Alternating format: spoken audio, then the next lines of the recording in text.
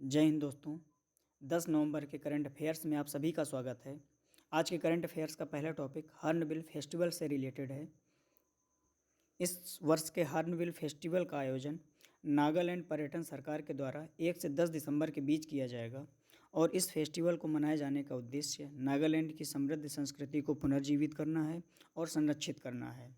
ये वार्षिकोत्सव नागालैंड के राज्य पर्यटन और नागालैंड सरकार की कला एवं संस्कृति विभाग के द्वारा आयोजित किया जाता है। यह त्यौहार देखिए हर वर्ष 1 से 10 दिसंबर के बीच ही मनाया जाता है। इसको मनाए जाने के पीछे कारण ये है कि 1 दिसंबर 1963 को नागालैंड की स्थापना हुई थी और ये 1 दिसंबर नागालैंड का स्थापना दिवस के रूप में सेलिब्रेट किया जाता है। तो इसी कारण 1 से 10 दिसंबर के बीच में इस त्यौहार को मनाया जाता है। इस बार का जो हॉर्नबिल फेस्टिवल 2020 है, ये हॉर्नबिल त्योहारों की श्रृंखला का 21वां संस्करण है। हॉर्नबिल महोत्सव की शुरुआत सन 2000 में हुई थी। तो इस पॉइंट को याद रखिएगा कि हॉर्नबिल त्यौहार की शुरुआत 2000 में हुई थी और 2020 का जो हॉर्नबिल त्यौहार होने वाला है, ये इसका 21वां संस्करण होगा। इस हॉर्नबिल फेस्टिवल को नागालैंड में त्योहारों के त्यौहार के रूप में जाना जाता है और ये त्यौहार एक पक्षी है, हॉर्नबिल पक्षी। वर्तमान में विलुप्त प्राय है, केवल 300 के आसपास इनकी संख्या बची हुई है। इसी पक्षी के नाम पर इस त्यौहार का नाम रख दिया गया है और इस पक्षी का जिक्र जो नागा जनजातियाँ हैं उनके लोकगीतों में देखने को मिलता है। ये त्यौहार नागालैंड की राजधानी कोहिमा से 12 किलोमीटर दूर एक गांव पड़ता है किसामा, वहाँ एक नागा हेरिटेज विलेज है, वहीं मनाया जाता है।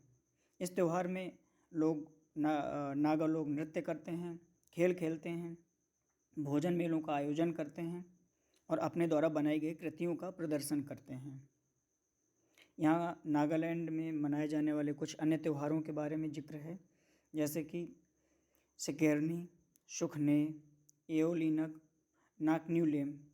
ये त्यौहार प्रमुखता से, त्यौहार तो और भी मनाए जाते हैं लेकिन कुछ ये प्रमुख त्यौहार हैं जो नागालैंड में मनाए जाते हैं। इनको भी एक बार आप देख लीजिएगा। अगले टॉपिक की तरफ चलते हैं।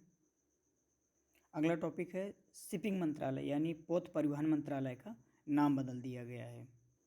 प्रधानमंत्री जी अभी कुछ दिन पहले गुजरात के दूसरे रोरो फेरी सर्विस का शुरुआत करने के लिए गुजरात गए हुए थे और वहीं पर इन्होंने मंत्रालय का नाम बदलने की घोषणा कर दी। पहले मंत्रालय का नाम पोत परिवहन मंत्रालय था, अब उसका नाम बदल करके पत्तन पोत परिवहन एवं जलमार्ग मंत्रालय कर दिया गया है। और इस मंत्रालय के नाम बदलने के पीछे कारण ये बताया गया है कि इस मंत्रालय का विस्तार किया जा सके। जिस रोरो फेरी सर्विस का वो उद्घाटन करने के लिए मोदी जी गए थे, प्रधानमंत्री जी गुजरात गए थे, वह घोघा, भावनगर और हजीरा एक जगह है सूरत, इन दोनों के बीच ये सेवा शुरू की गई है।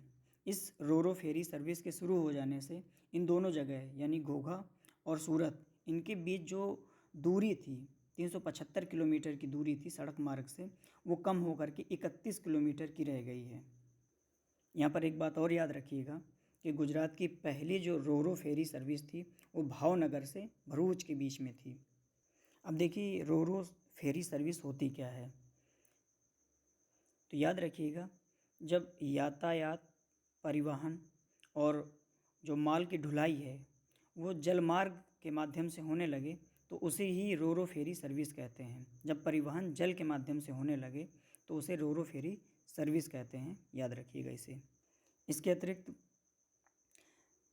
गांधीनगर में गुजरात मैरीटाइम क्लस्टर और भावनगर में दुनिया के पहले सीएनजी टर्मिनल पर भी काम चल रहा है। तो इसे याद रखिएगा, दुनिया का पहला सीएनजी टर्मिनल ये भावनगर में है और भारत के पहला केमिकल और एलएनजी टर्मिनल ये भी दहेज गुजरात में है। यहाँ 2 पॉइंट बहुत अच्छे से याद रखिएगा, दुनिया का पहला सीएनजी टर्मिनल और एलएनजी टर्मिनल ये दोनों कहाँ हैं, गुजरात में हैं। सीएनजी टर्मिनल भावनगर में है जबकि एलएनजी टर्मिनल दहेज में है। सीएनजी के बारे में सभी लोग जान रहे होंगे, एलएनजी के बारे में मैं थोड़ा सा बता दे रहा हूँ आपको। फुल फॉर्म इसका लिक्विड नेचुरल गैस है, यानी तरल प्राकृतिक गैस है। ये प्राकृतिक गैस का ही एक शुद्धतम रूप है। जब प्राकृतिक गैस को बहुत ज़्यादा फिल्टर कर दिया जाता है तब ये तरल प्राकृतिक गैस मिलती है। और जिन क्षेत्रों में पाइपलाइन के माध्यम से प्राकृतिक गैस की सप्लाई नहीं हो पाती है वहाँ इसे LNG यानी कि लिक्विड नेचुरल गैस की सप्लाई टैंकरों के माध्यम से बड़े बड़े जहाज़ों के माध्यम से की जाती है।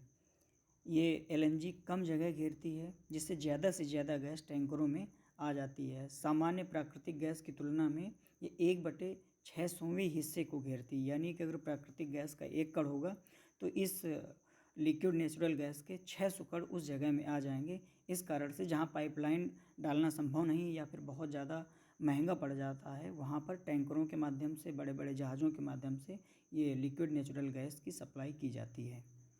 अब जिस मंत्रालय का नाम बदला गया उसके बारे में थोड़ी चर्चा कर लेते हैं। शिपिंग मंत्रालय, जिसको अब हम लोग पत्तन, पोत परिवहन एवं जलमार्ग मंत्रालय के रूप में जानेंगे। इसका गठन 17 नवंबर सन 2000 को हुआ था और मिनिस्ट्री ऑफ सरफेस से अलग किया गया था शिपिंग मिनिस्ट्री को, और सड़क परिवहन और राजमार्ग मंत्रालय, इन दोनों को अलग किया गया था। और 2000 में शिपिंग मिनिस्ट्री को यानी कि पोत परिवहन मंत्रालय को और सड़क परिवहन और राजमार्ग मंत्रालय को फिर से जोड़ दिया गया था। यानी कि सन 2000 में पहले मिनिस्ट्री ऑफ सरफेस से दोनों को अलग किया गया, पोत परिवहन मंत्रालय और सड़क परिवहन और राजमार्ग मंत्रालय दोनों को अलग किया गया, लेकिन 2004 में फिर जोड़ दिया गया और उसके अंतर्गत 2 शाखाएं बनाई गई। एक शाखा नौवहन परिवहन बनाई गई और दूसरा सड़क परिवहन और राजमार्ग शाखा बना दी गई। नौवहन के अंतर्गत जलमार्ग आ गया और सड़क परिवहन के अंतर्गत सड़क यातायात से संबंधित पहलुओं को शामिल कर दिया गया। वर्तमान में जो पोत परिवहन मंत्री हैं वो मनसुख लक्ष्मण भाई मंडाविया हैं, इन्हें याद रखिएगा। हालांकि ये बदलते रहेंगे तो बहुत ज़्यादा याद रखने की ज़रूरत नहीं, फिर भी एक बार पढ़ लीजिए। अब बढ़ते हैं अगले टॉपिक की तरफ। ये टॉपिक प्रीलिम्स मेंस दोनों के लिए बहुत ज़्यादा इम्पोर्टेंट है, इसको ध्यान से देखिएगा। अटल इनोवेशन मिशन के बारे में है और रूस की एक शैक्षणिक संस्था सीरियस है। इन दोनों ने मिल करके इसकी स्कूली बच्चों के लिए इनोवेशन प्रोग्राम लॉन्च किया है। ये 2020 में तीसरा सत्र होगा, यानी 2 बार पहले भी हो चुका है। इसके बारे में आइए देखते हैं क्या है। भारत और रूस दोनों मिल करके दोनों देशों के लिए तकनीकी समाधान खोजने का प्रयास करते हैं। ये जो इनिशिएटिव है इनोवेशन प्रोग्राम, ये 2 सप्ताह का कार्यक्रम है। इसमें 8 वर्चुअल उत्पाद और मोबाइल एप्लीकेशन जो कि 48 छात्रों और 16 शिक्षकों के द्वारा तैयार किए जाएंगे। 7 नवंबर से शुरू होगा और 21 नवंबर तक चलेगा। और इसमें मोबाइल एप्लीकेशन, स्वास्थ्य और कल्याण और आर्टिफिशियल इंटेलिजेंस, इन क्षेत्रों को प्रकाश में रख करके बात की जाएगी। सामान्य भाषा में अगर देखा जाए तो भारत और रूस मिल करके एक ऐसा मंच तैयार कर रहे हैं जहां स्कूली बच्चे आकर के भविष्य की तकनीकी की खोज करेंगे। और इसके लिए भारत की तरफ से अटल इनोवेशन मिशन और रूस की तरफ से सीरियस संस्था काम करेगी। अटल इनोवेशन मिशन के बारे में जान लेते हैं। इसकी शुरुआत नीति आयोग के द्वारा की गई थी। 2016 में इसे मंजूरी दे दी गई थी और 2018 में इसकी शुरुआत ज़मीनी स्तर पर कर दी गई थी। नवाचार और उद्यमिता को बढ़ावा देने के लिए इसकी स्थापना की गई थी। ये 5 वर्ष का एक प्रोग्राम था जो 2018 से लेकर 2022 तक चलना है। और इस अटल इनोवेशन मिशन का उद्देश्य था कि नए नए विचारों वाले देश के रूप में खुद की पहचान स्थापित की जाए। यानी कि एक ऐसा देश बनने के लिए प्रयास कर रहा है भारत जहाँ पर इनोवेटिव आइडियाज़ की कमी नहीं है। ये अटल इनोवेशन मिशन 2 कार्य करता है। पहला तो उद्यमिता संवर्धन का कार्य करता है, यानी एंटरप्रेन्योरशिप प्रमोशन का, और दूसरा इनोवेशन की प्रमोशन का काम करता है, यानी अभिनव प्रोन्नति का काम करता है। और इन दोनों कामों के लिए उसने अटल टिंकरिंग लैब की स्थापना का प्रावधान किया है। और ये अटल टिंकरिंग लैब एक कक्षा 6 से लेकर 12 तक के बच्चों के अंदर छिपे नवाचार को निखारने के लिए शुरू की गई पहल है। और ये अटल टिंकरिंग लैब उन्हीं जगहों पर स्थापित की जा रही है या उन्हीं स्कूलों में स्थापित की जा रही है जहां बच्चों की उपस्थिति 75% या इससे अधिक है। शुरू में इसके अंतर्गत 1500 स्कूल को सम्मिलित किया गया है और प्रत्येक स्कूल के लिए 10 लाख के फंड की व्यवस्था की गई है। और ये अटल टिंकरिंग लैब का उद्देश्य है कि बच्चों को नियोटेरिक बना दें। नियोटेरिक का अर्थ ये होता है कि एक ऐसा व्यक्ति जो नवाचार की तरफ झुकाव रखता हो, नवाचार की तरफ प्रेरित होता हो। जैसे भारत में अटल इनोवेशन मिशन है, उसी तरह रूस में एक संस्था सीरियस है जो बच्चों को इनोवेटिव बनाने के लिए कार्य करती है।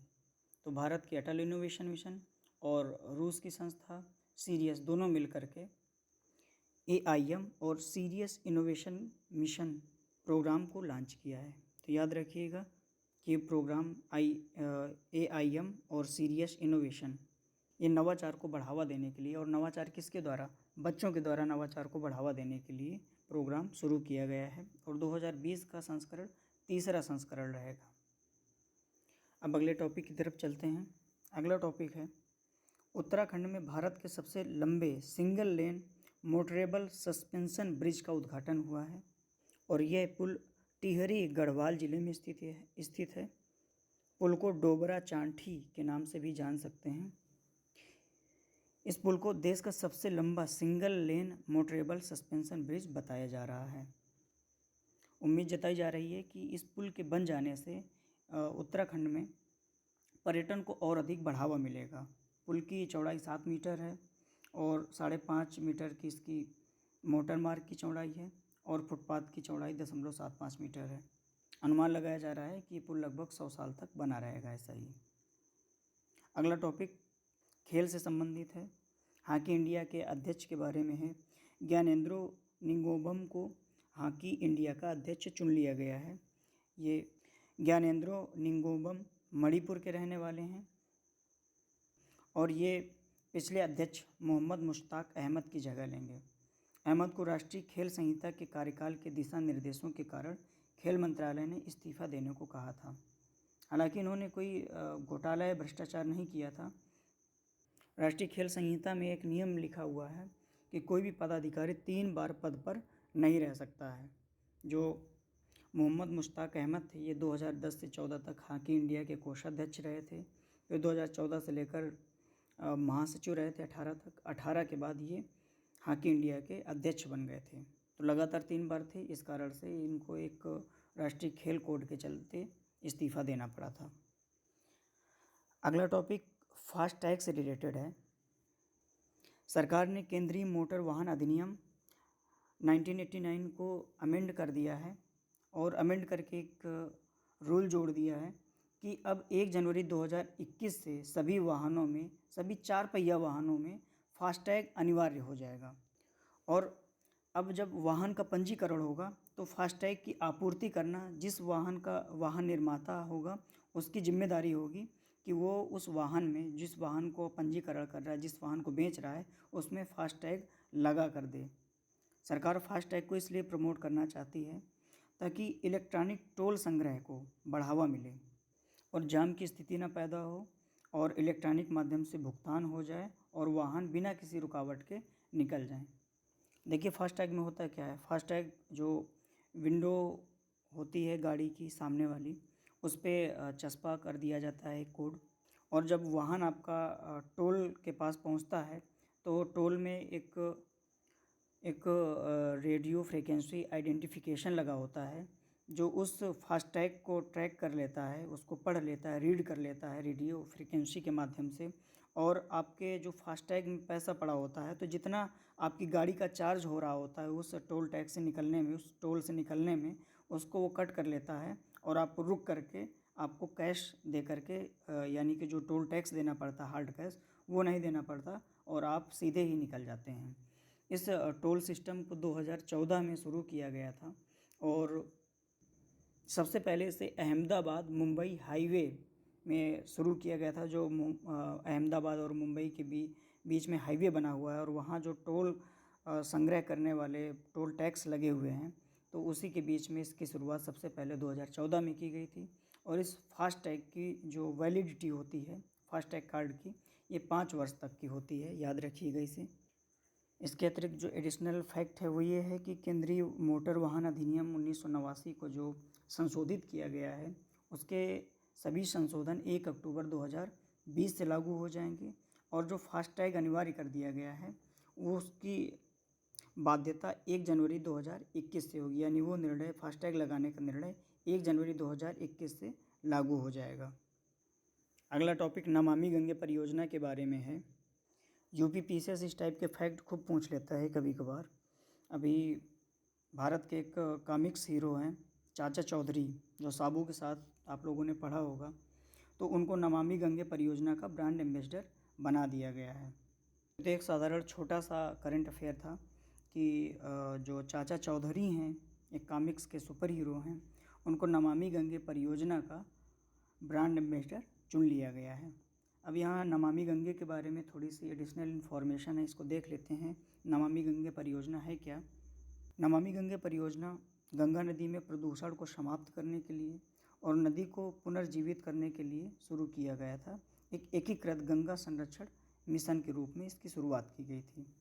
केंद्र सरकार इसमें 100% फंडिंग करती है। 2014 में इस परियोजना की शुरुआत कर दी गई थी और इस परियोजना का जो कार्यान्वयन है, जो जिम्मेदारी है, वह जल संसाधन, नदी विकास और गंगा कायाकल्प मंत्रालय के द्वारा उठाई जाती है। इस मिशन को, यानी गंगा के प्रदूषण को कम करने का जो मिशन था, इसको कई चरणों में बांटा गया था। पहले चरण में यह था कि गंगा नदी की ऊपरी परत की सफाई कर दी जाए, उसके बाद ठोस कचरे की समस्या को हल करने पर जोर दिया जाए। और उस समस्या से निपटने के लिए क्या किया जाएगा कि ग्रामीण क्षेत्रों की सफाई से लेकर ग्रामीण क्षेत्रों की जो नालों और नालियों से जो मैल आता है, उसके प्रबंधन का एक ढांचा बनाया जाए। सांस्कृतिक जो एस्पेक्ट्स हैं, ये कुछ लोग शवों को बहा देते हैं, गंगा नदी किनारे जला देते हैं, तो उसे रोकने के लिए आधुनिकीकरण करना, आधुनिक शवदाह गृहों का निर्माण करना, ताकि गंगा किनारे ना लोग शवों को जलाएं, ना ही नदी में शवों को बहाएं। और फिर अंत में है कि लोगों और नदियों के बीच में संबंध को विकसित किया जाए, संबंध को बेहतर बनाया जाए, और इसके लिए घाटों का निर्माण कराया जाएगा, घाटों की मरम्मत कराई जाएगी और घाटों का आधुनिकीकरण किया जाएगा, ताकि ज़्यादा से ज़्यादा सफाई रखी जा सके और गंगा के प्रदूषण को बिल्कुल न्यूनतम किया जा सके और समय गुजरते हुए गंगा नदी को पूरी तरह साफ़ किया जा सके। जो नमामि गंगे परियोजना है, इसमें 5 राज्य कवर होते हैं: उत्तराखंड, झारखंड, उत्तर प्रदेश, पश्चिम बंगाल और बिहार। हालांकि आगे चल कर के अपवाह तंत्र में गंगा नदी को पढ़ेंगे, लेकिन फिर भी गंगा के बारे में कुछ जानकारी दी गई है, इसको देख लेते हैं। गंगा नदी की लंबाई सभी को पता होगा, 2525 किलोमीटर है। इसका बेसिन 1.6 मिलियन वर्ग किलोमीटर का है। एक वर्ष भर में 468.7 यानी 468.7 बिलियन मीट्रिक पानी वर्ष भर में प्रवाहित होता है, जो कि देश के कुल जल स्रोत का 25% के आसपास पड़ता है। गंगा नदी के आसपास जो बस्तियां बसी हुई हैं, उसमें लगभग 45 करोड़ लोग रहते हैं, यानी कि एक बड़ी जनसंख्या गंगा पर निर्भर है। जिन 5 राज्यों में नमामि गंगे परियोजना का इम्प्लीमेंटेशन हो रहा है, देख लेते हैं उनके कौन कौन से प्रमुख शहर हैं जहाँ से गंगा नदी होकर बहती है। जैसे उत्तराखंड है, उत्तराखंड में देवप्रयाग, ऋषिकेश, हरिद्वार, यहाँ से होकर के गंगा नदी बहती है। चूँकि कई बार IAS में और PCS के प्रीलिम्स में ऐसा क्वेश्चन आ जाता है कि गंगा नदी किनारे बसे हुए शहर बताइए। कई अन्य स्टेट के PCS में भी कई बार ऐसा क्वेश्चन आया हुआ है। तो ऐसे तो काफ़ी शहर बसे हुए हैं, लेकिन प्रमुख शहरों के बारे में चर्चा कर लेते हैं।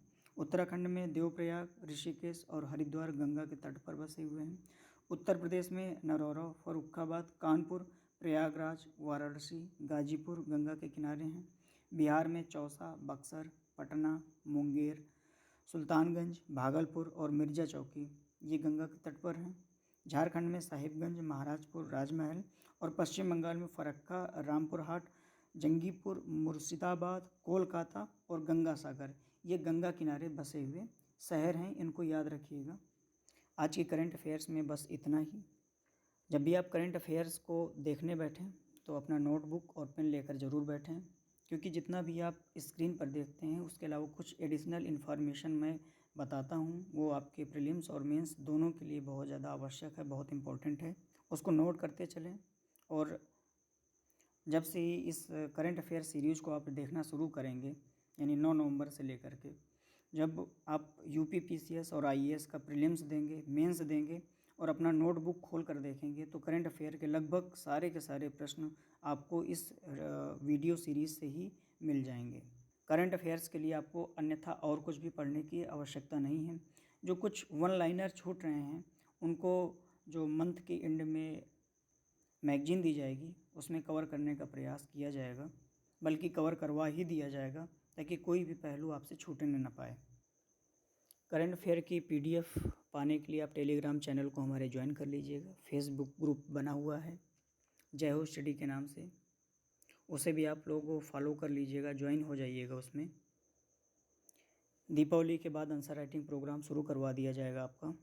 जो लोग किसी भी तरह के कोर्स में इंटरेस्टेड हैं वो डिस्क्रिप्शन बॉक्स में डिटेल दी गई है, उस नंबर पर जा कर के हमारे काउंसलर से बात करें।